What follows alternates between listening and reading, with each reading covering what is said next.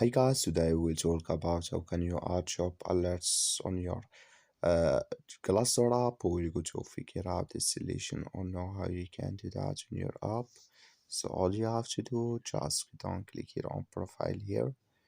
So then it's going to take you to this list, and all you have to do, just click here on account settings, and you come to this list here. Just click here on push in email notifications.